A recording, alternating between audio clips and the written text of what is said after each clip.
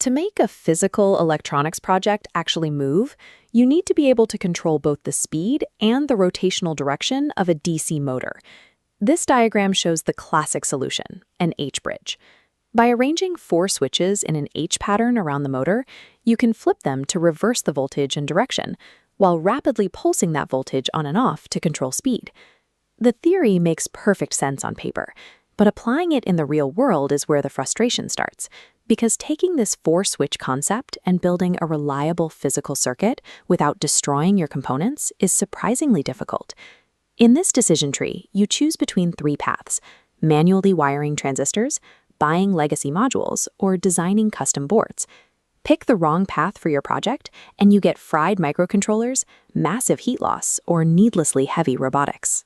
Mastering motor drivers means moving past the basic switch theory and learning exactly how to match specific hardware form factors to your project's ultimate goal.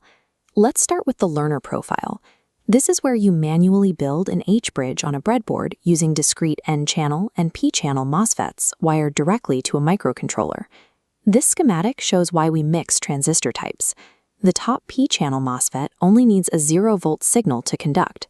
Using an N-channel here would require an entirely separate circuit just to boost the trigger signal up to 10 volts. But manual wiring comes with a mechanical trap. If code glitches trigger the top and bottom MOSFETs on the same side at the same time, the current bypasses the motor entirely, creating a direct short circuit that will instantly melt your components. Even with perfect code, the spinning motor itself generates an invisible electrical threat, inductive spikes.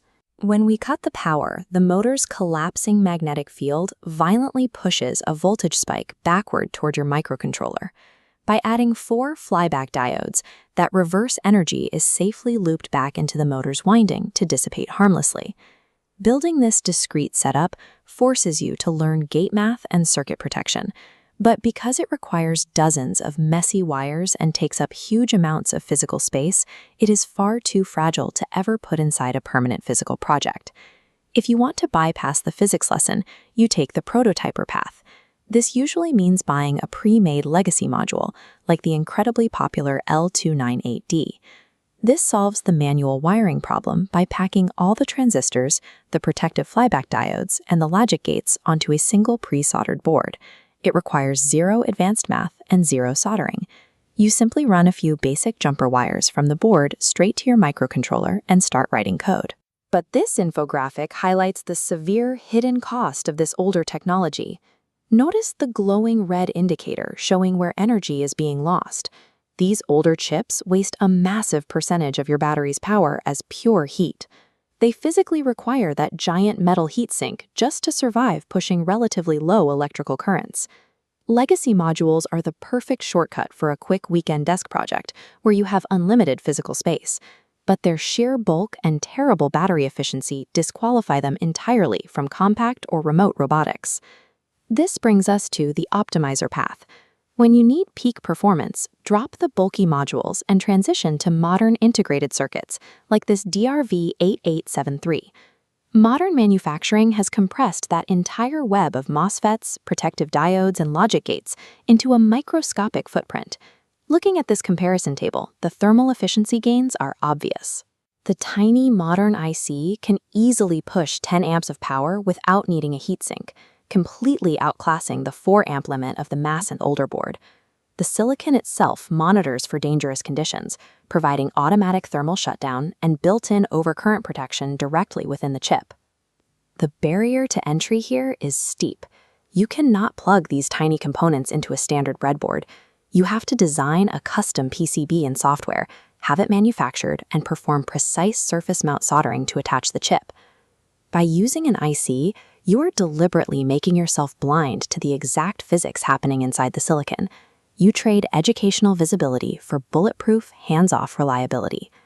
If you are building a professional, high-performance, or highly miniaturized device, investing the time to learn PCB design and adopting modern ICs is the only viable choice.